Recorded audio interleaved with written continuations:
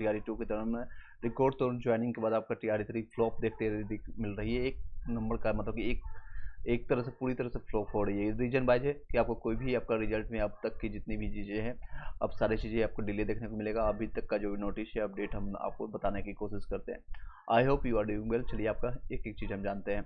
चलिए वीडियो को first time है लाइक करके सब्सक्राइब करके बेल घंटी दबा लीजिएगा। और देख सकते हैं आज ही की डेट में आपका नोटिस जारी किया गया है स्कूल टीचर्स के लिए जितने भी लोग हैं, और आपका SC ST वाले जितने भी SC कैटेगरी के तांत्वी और जो भी इस कैटेगरी से हैं, आपको EBC कैटेगरी में आपको अपना प्रमाण पत्र देना पड़ेगा।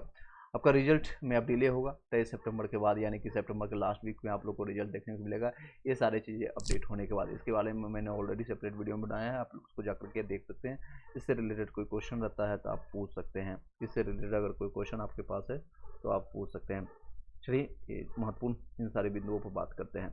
क्यों सभी लोग बोल रहे हैं ये फेल है पूरी तरह से, और TRE1 और TRE2 भी कह सकते हैं एक तरह से पूरी तरह से फेल है, क्योंकि उसमें ज़्यादातर लोगों को फर्जी डिग्री वालों को ऐड ऑन किया गया था, जानबूझ करके ऐड ऑन किया गया था। और आज का जो अपडेट है इसके बारे में हम जानते हैं। TRE3 रिजल्ट है, अब एक माह और देरी होगी ताकि ततबा जाति के जो SC कैटेगरी के थे पहले EBC में शामिल करने का मामला है। BC में GAD से पत्र मिलते ही जारी होगा नोटिस। ताती और ततबा जाति के जो सभी उम्मीदवार को अब सुधार के लिए दिया गया मौका। और ये रजनीश कुमार का कहना है, जो प्रवक्ता है आपका न्यूज के। अब 2 सितंबर से लेकर के 23 सितंबर तक रीमिल ईयर का आपको प्रमाण पत्र करना होगा अपलोड। प्रमाण पत्र अपलोड करने के बाद होगा रिजल्ट। अगर नहीं करते हैं तो आपको जनरल कंसीडर किया जाएगा और आपको कोई भी बेनिफिट नहीं मिलेगा। प्राइमरी से लेकर के उच्च माध्यमिक तक का रिजल्ट अब सितंबर के अंत में संभव होगा। HM यानी हेडमास्टर और हेड टीचर का जो भी रिजल्ट है अब 23 सितंबर के बाद ही होगा जारी। अब TRE4 के विज्ञापन में भी होगी देरी। अब TRE4 5 जो आप इंतजार कर रहे हैं उसके बाद अभी सारी चीज़ें प्रक्रिया देरी हो जाएगी। TRE3 और HM हेडमास्टर के आंसर की जो है 25 अगस्त से देखने को मिलेगा। OMR सीट के लिए कई लोग क्वेश्चन कर रहे थे, इसमें भी आपको थोड़ा डिले देखने को मिलेगा। इसमें अभी समाप्त तक कोई भी चीज़ें अपडेट नहीं आई है, अभी कोई भी अपडेट देखने को नहीं मिला। कोई क्वेश्चन रहता है तो आप पूछ सकते हैं। मीनवाइल आपके फिर इस वीडियो में ही कंटिन्यू करेंगे हम, इस वीडियो को ही कंटिन्यू करेंगे हम। बिहार SSC से संबंधित आपका जो भी बिहार BPSC के लिए और एडिटेरिया से बुक हम इसको कंटिन्यू करेंगे। कोई क्वेश्चन रहता है तो आप पूछ सकते हैं अपना। इफ़ यू हैव स्टिल कोई क्वेश्चन आज के अपडेट के बारे में, क्योंकि पर डे कुछ ना कुछ निकल के आती है और आपको अचंभित करता है। BPSC है, आपको TRE1 और TRE2 के दौरान कौन इस तरह से रिकॉर्ड तोड़ 1,20,000 लोगों की ज्वाइनिंग हुई। TRE1 में 1,70,80,000 टोटल मिलाकर के बताई जा रही है। और ये बार बार जो JDU है और सरकार में जो पक्ष और विपक्ष में है बोल रहे हैं 2 लाख मैंने ज्वाइनिंग दिलवाया है। ज्वाइनिंग 2 लाख लोगों की हुई है, एक्चुअल में 2 लाख की नहीं हुई है। मैं बार बार बता रहा हूँ 2 लाख के लोगों की नहीं हुई, जिसमें 25 से 30-50 हज़ार तो ऐसे हैं नियोजित शिक्षक को ही दोबारा हायर किया गया है। यानी पहले से जो कुछ जयमाला पहलाया गया है, जिनका शादी हो चुका है, दोबारा शादी करके बोल रहे हैं हमने कुंवारे लड़के का शादी करवाया या कुंवारी लड़कियों का शादी करवाया। ऑलरेडी जिनको माला है था उन्हीं को दोबारा माला पहलाया गया, एक वो संख्या थी। कुछ ऐसे फर्जी डिग्री वालों के साथ ये खुद अब उजागर कर रहे हैं, फर्जी डिग्री वालों को हायर किए हैं, बाद में उनको बाहर कर रहे हैं। ऐसे हज़ारों की संख्या है, उनको बाहर किया जा रहा है, जो कि पूरी तरह से फेल हो चुकी है। इनका जो सिस्टम है, जो जिस हद से ये आपको बरगलाने की कोशिश कर रहे हैं, नंबर का गेम खेल रहे हैं TRE1 और TRE2 के दौरान, ये बहुत ही शर्मनाक है, बहुत ही ज़्यादा शर्मनाक स्थिति है। नेक्स्ट अगर बातें करें, और 1 कैंडिडेट 1 रिजल्ट नहीं देंगे ये लोग जानबूझ करके। 1 to 5 की बात करें, 6 to 8 की बात करें, 9 से 10th की बात करें, कई ऐसे अभ्यर्थी हैं, कई ऐसे आप ही लोग में से कई लोग होंगे जिनके पास BEd और DLEd की डिग्री लाखों में लोगों के पास है। BEd की भी डिग्री है और DLEd की भी डिग्री है। उन सारे लाख 1 लाख से ज़्यादा ऐसी संख्या, तो वो लोग अगर मान लीजिए DLEd नहीं भी है तो BEd की डिग्री है। अगर BEd की डिग्री है आप 6 to 8 के लिए एलिजिबल हैं, 9 से 10th के लिए एलिजिबल हैं, जो PG कर चुके हैं 11 से 12th के लिए एलिजिबल हैं। और जिनका रिजल्ट एक बार क्वालिफाई होता है, निकलना शुरू हो जाता है, जिनके कॉन्सेप्ट क्लियर है, तो तीनों जगह रिजल्ट आती है, तीनों जगह कहीं एक जगह ज्वाइन करेंगे। इससे आपको गवर्नमेंट को फ़ायदा होता है, ये 2 सीटें जो है बर्बाद हो जाती है और गवर्नमेंट फिर से इसको रीवेरिफिकेशन में डाल देता है, मतलब कि दोबारा एग्जामिनेशन में TRE4 के लिए, TRE5 के लिए इस तरह से ऐड ऑन करते चले जाते हैं। और आप लोग को यानी स्टूडेंट को कुछ भी नहीं मिलता है, मिलता है सुन बटे सन्नाटा। स्टूडेंट फिर से वो एक रेस में भर जाते हैं, फिर से एक रेस के लिए फॉर्म भरते हैं, 600 रुपया देते हैं जनरल में या 250 रुपये पेमेंट दे करके, फिर से वो प्रिपरेशन में लग जाते हैं। कोचिंग माफिया वाला इससे अपना कोर्स बेचते हैं, 999 का कोर्स जाता है, या फिर आपका हज़ारों 5,000 10,000 ले लेकर के आप कोर्सेज ज्वाइन करते हैं, अलग अलग चार्जेज है, फिर टेस्ट सीरीज देते हैं, कई बुक सेल होता है, फिर ये प्रक्रिया में चालू हो जाता है। फिर कुछ फर्जी वाले डिग्री वाले आएंगे जो फर्जी 5,000 10,000 या सॉरी 5 लाख 10 लाख 5-10 हज़ार तो आम बात है, 5 से 10 लाख रुपए में वो सीटों सेल होती है। और वो उसके बाद जो है जिनके पास कोई भी नॉलेज नहीं है, जो पैसे के दम पर चाचा मामा ताऊ जो एमएलए हैं एमपी हैं उनके दम पर या मंत्री हैं उनके दम पर जाकर के वो जाकर के अपने सीटों को सेल कर लेते हैं, यानी कि बेच लेते हैं और वो जाकर के अध्यापक बन जाते हैं। सोचिए ये भविष्य में जाकर के किस तरह से वो शिक्षा देंगे, जो खुद शिक्षित नहीं है, उसे खुद नहीं पता है न्यूटन फर्स्ट लॉ क्या है, न्यूटन सेकंड लॉ, वो खुद तपा नहीं है, खुद जाना नहीं है, ओम्स लॉ नहीं है पता है, वो उसे नहीं पता है कि सुभाष चंद्र बोस ने कितना स्ट्रगल किया, महात्मा गांधी ने या भगत सिंह ने क्या स्ट्रगल किया for the freedom of India. वो जाके क्या घंटा पढ़ाएगा, घंटा जाके पढ़ाएगा, वो घंटा दुलाएगा। उससे वे फर्जी बढ़ाई, इस तरह के जितने भी फर्जी डिग्री वाले लेकर के घूम रहे हैं और जाकर के सिर्फ और सिर्फ आने वाले भविष्य को जो है चौपट करने का काम कर रहे हैं और कुछ नहीं। वो बिहार को चौपट करने वाले हैं आने वाले भविष्य में। इस तरह के जितने भी फर्जी डिग्री वाले, ये हालांकि ये सारे फर्जी डिग्री वाले नहीं, ये बीपीएससी की शिक्षा नीतियों का दुर्व्यवहार था जिन्हें उन्होंने डीबीएचएस नहीं करवाया, काउंसलिंग नहीं करवाए। इसलिए बार बार आप लोग बताते हैं कि डीबी की डिमांड कीजिए, काउंसलिंग की डिमांड कीजिए बिफोर द रिजल्ट आने से पहले आपका डीबी होना चाहिए। 1 कैंडिडेट 1 सीट पर आपको डिमांड्स होनी चाहिए कि आपका रिजल्ट आना चाहिए।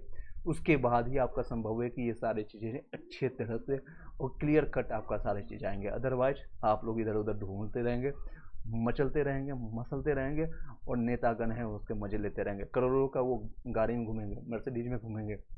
लेकिन जब बातें आती है एट द ग्राउंड में रियलिटी उनकी कुछ भी नहीं है, रियलिटी उनके कुछ भी नहीं है। उनको पता है कि हर 5 साल के बाद 4 साल के बाद हम जाएंगे जाति के नाम पर वोट ले लेंगे। जाति, आप लोग की भी ये गलती होती है कि जाति के नाम पर, धर्म के नाम पर हम अपने वोट दे देंगे। हिंदू हैं तो हिंदू को वोट देंगे, धर्म है आपका मुस्लिम है तो मुस्लिम को वोट देंगे, पंडित है तो पंडित को वोट देंगे, यादव हैं तो यादवों को हम वोट देंगे। ये आप लोगों की भी कहीं ना कहीं गलतियां होती है कि वो वोट मांगने के लिए अगले साल आएंगे 2025 में विधानसभा के चुनाव में, तो उसको मुंह पर आप जाकर बोलिए कि आपको किस हक से हम वोट दें, किस लिए आप वोट मांगने के लिए आए हो, do you have any right to ask. और आपको पूछने का नोटा का बटन दबाइए। ऐसी संख्या है हमें इसी में से कोई भी नहीं, चाहे आरजेडी हो, जेडीयू हो या बीजेपी हो, सभी नेतागण मिले हुए हैं आप लोग के पक्ष और परिपक्ष के लिए। आपको स्टेज पर आकर के माइक पर आकर एक दूसरे का वो टिप्पा टिप्पणी करेंगे, आपका जो बातें बोलेंगे। रियलिटी में जो आप जब वो कमरा बंद हो जाता है, ऑफिस बंद हो जाता है, एक दूसरे के साथ बैठ करके दारू पीता है और सारी मीटिंग करते हैं, तुमने आज कितना लूटा, हमने कितना लूटा। ये रियलिटी है। चलिए कोई क्वेश्चन रहता है आप पूछ सकते हैं।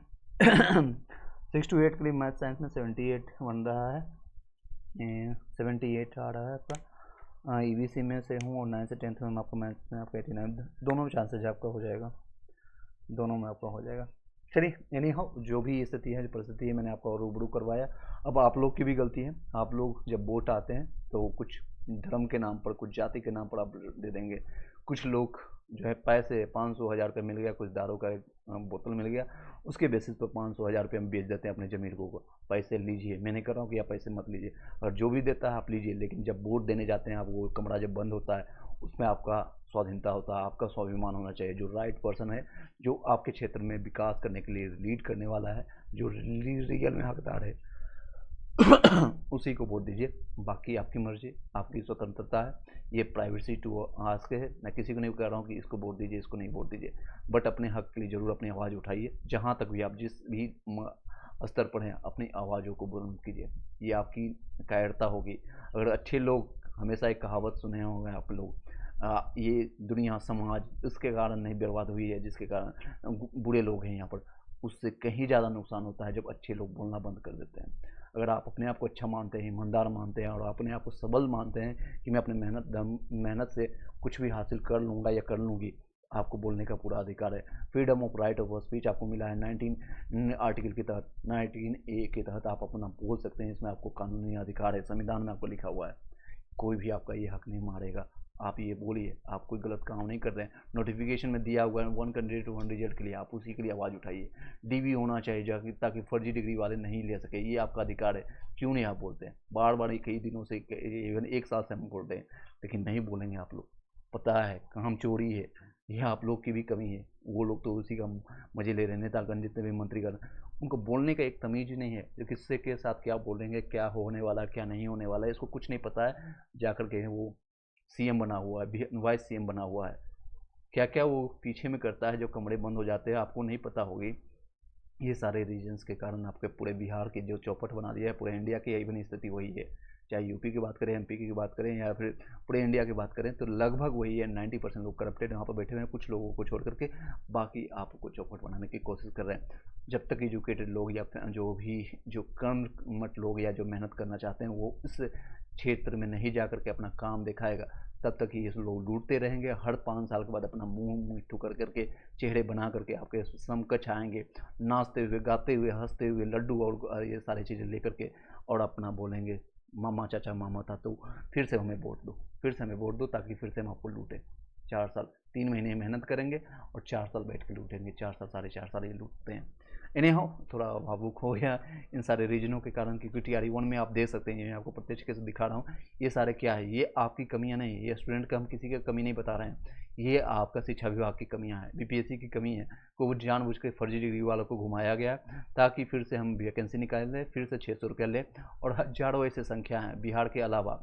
क्यों ओपन किया गया है डोमिसाइलिटी, क्यों हटाया गया था TRE 1 में, आप लोग को भली बात ही पता है, क्योंकि कैंडिडेट ही नहीं मिल रहा था। आपको उस समय भी मैंने आपको लाइव आकर के बताया था, उसमें बिहार से कैंडिडेट ही नहीं मिलाया था। लास्ट 15 डेज तक आपको जो नोटिफिकेशन जारी हुआ था, 15 दिन तक आपको 1 लाख भी फॉर्म नहीं आया था इनका।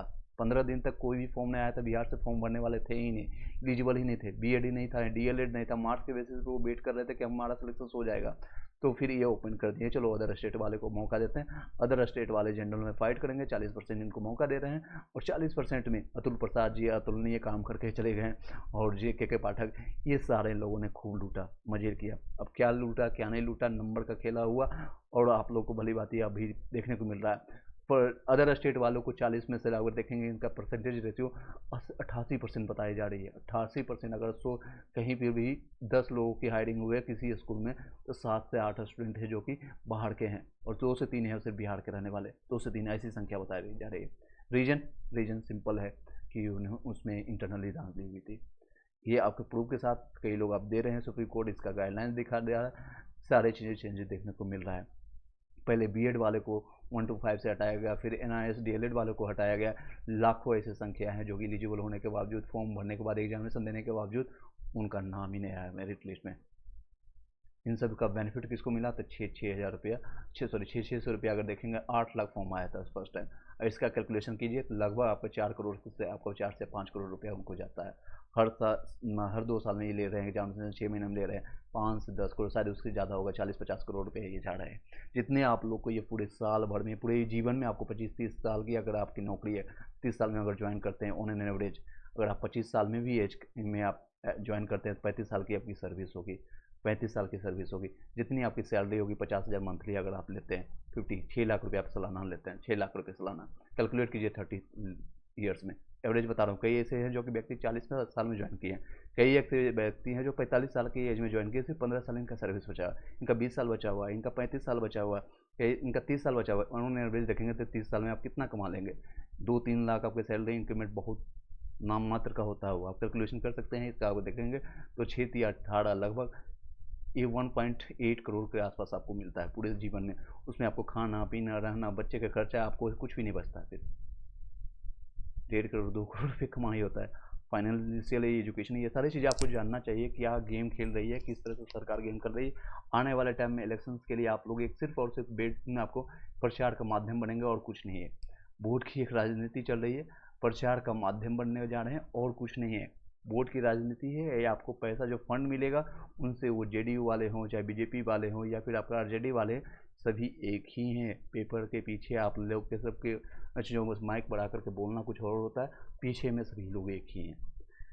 ये रियलिटी है। आई नो कि हो सकता है इस सारे भंडाफोड़ के कारण हो सकता है मेरा चैनल बंद हो जाए। I don't have any issue, मेरे पास कोई इशू नहीं है, कोई दिक्कत नहीं है। आज चाहूँ तो आज बंद कर दूँ, बट जो रियलिटी है मैंने आपको बता दिया आपको। चलिए 6 to 8 का मैंने आपको बताया था, 6 to 8 का आप देख लीजिए, आपका कितना नंबर आया बता दीजिएगा। ये इंग्लिश का रहने वाला है आपका 6 to 8 का। आप अपना कैटेगरीज और किस कैटेगरी से मेल हैं फीमेल आप बता दीजिएगा। चलिए इसी के साथ आगे कंटिन्यू करते हैं। चलिए इन्हें आओ, ज़्यादा समय ना लेते हुए आगे टॉपिक में हम स्टार्ट करते हैं। बिहार कमेटी के बारे में हम एडिट एरिया का हम पढ़ रहे थे, और आपका कंप्लीट 68 आपका हो जाएगा। किस कैटेगरी में आपका, और कौन सा मेल फीमेल आप बता दीजिएगा। 68 में कितना है आप बताइएगा एक बार। 68। चलिए नेक्स्ट है, पढ़ते हैं इसको, कंटिन्यू करते हैं। 10-20 मिनट हम क्लासेज लेंगे और ये बिहार की मिट्टी के बारे में हम जानने की कोशिश करेंगे, बिहार की मिट्टी के बारे में, और फिर उसके बाद कल हम करेंगे बाकी टॉपिक्स कल करेंगे।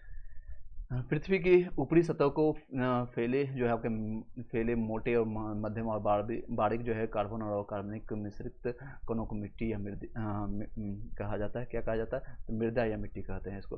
पृथ्वी की ऊपरी सतह पर जो जल या जलों के तहत या फिर पानी या फिर कोसी नदी या गंगा नदी से बह करके जो आती है, सतह पर एक फैले मोटे मध्यम और बारीक जो कार्बन के साथ होता है या अकार्बनिक होता है, जिसमें कार्बन का रूप नहीं होता, मिश्रित कणों को मिट्टी कहते हैं। आई होप कि समझ पाए होंगे।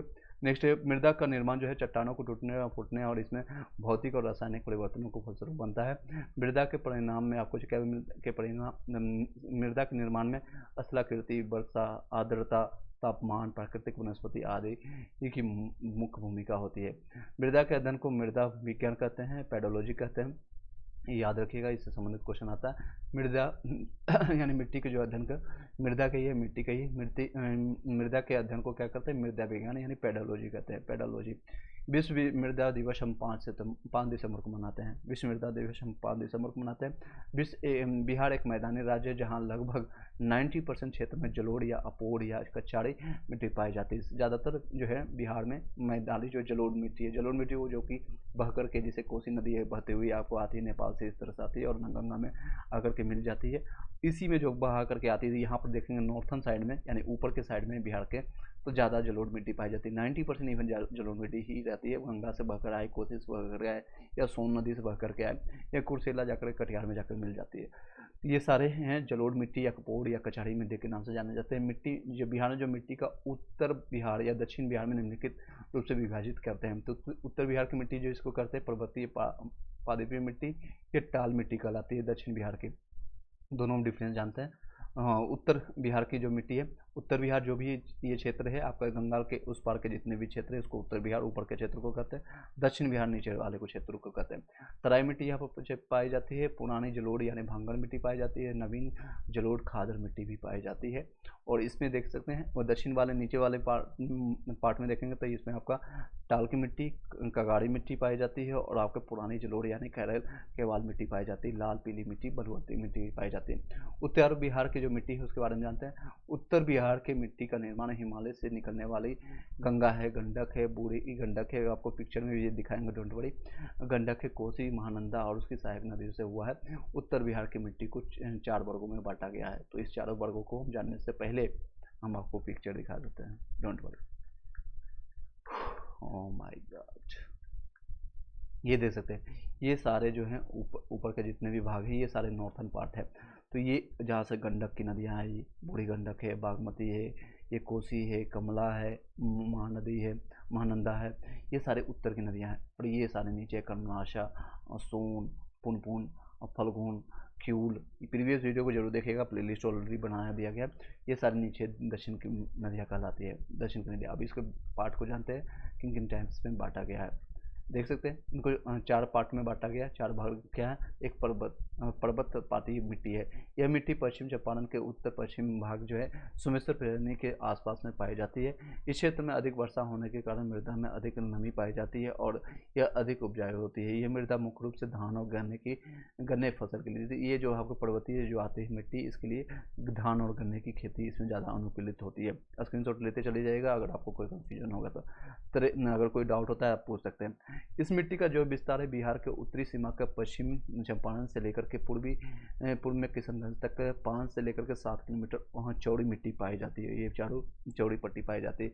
इस मिट्टी में कहीं कहीं कंकड़ और रेत की मात्रा अधिक पाई जाती है तथा कई जगहों पर दलदली भूमि का भी विकास हुआ है। यह मिट्टी हल्के भूरे एवं पीले रंग की होती है। यह मिट्टी धान, पटसन और गन्ने की खेती के लिए अनुकूल होती है। तो तराई मिट्टी जो आप पाई जाती है कहाँ से कहाँ तक? तो उत्तर सीमा के पश्चिम चंपारण से लेकर के किशनगंज तक पाई जाती है और इसकी मोटाई लगभग 5 से 7 किलोमीटर देखने को मिलता है। और इसमें धान, पटसन और गन्ने की खेती होती है। पुरानी जलोढ़ आ रही है भांगड़ मिट्टी, इस मिट्टी का विकास है उस क्षेत्र में होता है जहाँ बाढ़ का पानी प्रतिवर्ष नहीं पहुँच पाता है, बाढ़ का पानी नहीं पहुँच पाता तो ये पुरानी हो जाती है। जिस तरह से आप लोग पुराने हो चुके हैं उसी तरह से इस मिट्टी का विस्तार जो है मुख्यतः आपका घाघरा गंडक दोवाल में पाई जाती है। दोवाल मतलब दो नदियों का जो रास्ता होता है वो भी, और बूढ़ी गंडक के पश्चिम भाग में पाई जाती है, पश्चिम भाग में पाई जाती है।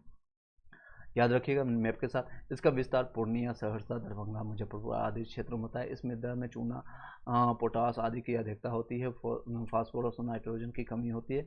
इसकी प्रकृति क्षारीय होती है। एसिड बेस आपने पढ़ा होगा, क्षारीय, अम्लीय, क्षारीय। 7 से कम वाले को क्या कहते हैं? अम्लीय कहते हैं, और 7 से ज़्यादा वाले को क्षारीय कहते हैं। याद रखिएगा, कम वाले को अम्लीय और 7 वाले को उदासीन कहते हैं। ये क्षारीय पाए जाते हैं, यानी 7 से ज़्यादा होता है। इसमें से मुख्य रूप से धान, गेहूँ, मक्का, तंबाकू और गन्ना इस पे उगाए जाते हैं।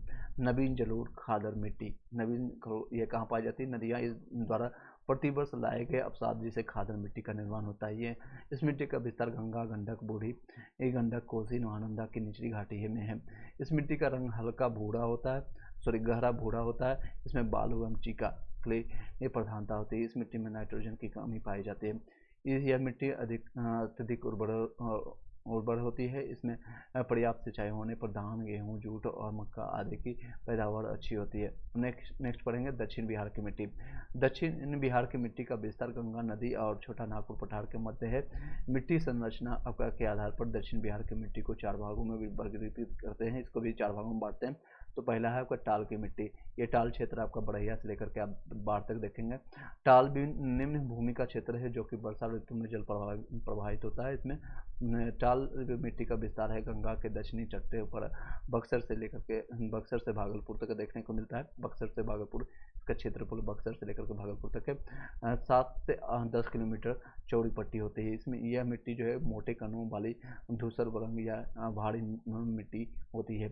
इस मिट्टी में रबी फसलें अच्छी होती है। यह क्षेत्र दलहन उत्पादन के लिए, यहाँ पर जो है दलहन यानी कि दाल की फसल ज़्यादा होती है, दलहन प्रसिद्ध होता है। कगाड़ी मिट्टी है गंगा के दक्षिण तटीय एवं परे एवं सोन फाल्गुन पुन जो है पलामू में से निकलता है। पुन झारखंड से निकल करके आती है। क्यूल नदियों के किनारे पर इस मिट्टी का विस्तार हुआ है। इसकी उर्वरता शक्ति जो है कुछ कमजोर होती है।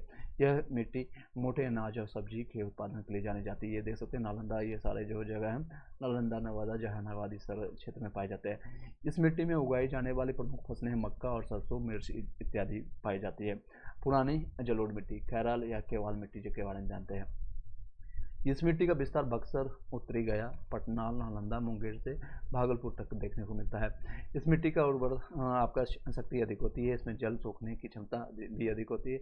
इस मिट्टी का रंग हल्का भूरा होता है, गहरा भूरा, पीला और हल्का होता है। इस मिट्टी में उगाए जाने वाले प्रमुख फसलें जो है धान, मक्का, यानी कि मक्का, धान, बाजरा, आलू और अरहर, गेहूँ पाई जाती है। चलिए नेक्स्ट चलते हैं। लाल मिट्टी, लाल पीली जो है बलधर वाली मिट्टी। पश्चिम से कैमूर सैनिक के निकट से पूर्व में राजमहल की उच्च भूमि तक 8 से लेकर के 15 किलोमीटर चौड़ी पट्टी इस मिट्टी का विस्तार है। तो इसकी विस्तार ज़्यादा है। यह मिट्टी जमुई, मुंगेर और के खड़गपुर पहाड़ी क्षेत्र, बांका, नवादा और औरंगाबाद के पठारी क्षेत्र में पाई जाती है। इस मिट्टी में रेत और कंकर का बहुलता पाई जाती है। इसकी उर्वरता शक्ति जो है काफ़ी कम होती है, क्योंकि रेत और कंकर मिलने के कारण इस मिट्टी में जल संग्रहण की क्षमता भी कम होती है, क्योंकि जब रेत होगा तो कम ही होगा। लौह तत्व की प्रधानता के कारण लाल रंग इसमें होता है। और लाल रंग किसके कारण होता है? मिट्टी के कारण। तो लोहे की प्रधानता के कारण लौह तत्व यानी कि फेरम। इसकी प्रकृति जो होती है अम्लीय। अब इंग्लिश मीडियम वाले समझ लीजिए फेरम क्या होता है। इसमें मिट्टी में मक्का, ज्वार, बाजरा, अरहर आदि मोटे अनाज उपजाए जाते हैं। अन्य महत्वपूर्ण जो है बिंदु उसके बारे में जानते हैं। लाल बलुई मिट्टी कैमूर रोहतास के पठारी क्षेत्रों में पाई जाती है। इस क्षेत्र मिट्टी में बालू, लेटेराइट के अंश भी पाए जाते हैं। इस मिट्टी में मुख्य रूप से ज्वार, बाजरा, मक्का और जैसे मोटे अनाज उपजाए जाते हैं। वन एवं वन्यजीवी, इसके बारे में कल पढ़ेंगे, आराम से पढ़ेंगे, और इसके बाद कुछ ही दिनों में आपका ज्योग्राफी कंप्लीट हो जाएगा। हिस्ट्री ऑलरेडी मैंने आपको कंप्लीट करा दिया, हिस्ट्री आपका कंप्लीट हो चुका है। आपका पीवाई की प्रीवियस ईयर क्वेश्चन पेपर जितने भी आपका बीपीएससी के द्वारा पूछा गया है, बीपीएससी के द्वारा, तो अभी तक का जितने भी पीवाई की है बिहार से संबंधित ये सारे इजी क्वेश्चन मैंने आपको कंप्लीट करा दिया है। फिर भी कोई क्वेश्चन रहता है आप पूछ सकते हैं।